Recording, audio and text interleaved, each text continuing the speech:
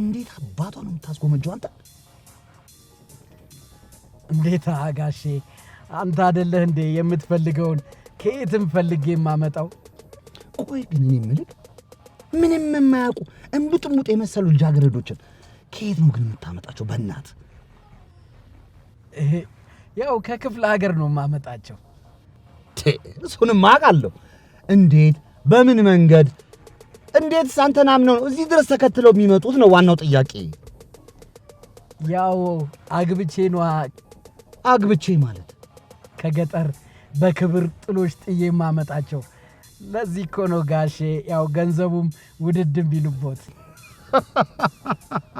ለዛ ነው አንተ ጉዳይን ከጨረስኩ በኋላ ማለት ነው ወይኔ ጣሰው እያሉ የሚያለቃቅሱት። አዎ በህጉ ከሄድን አግብቼ ነው ይዣቸው የምመጣው። ሰማኛለህ ጣሰው፣ እኔ እኮ ሲነፋረቁ ማለት ነው አንተን እየረገሙ ይመስለኛል። ለካ አንተን ልባቸው ድንክት አድርገህ በልተሃቸው ነው።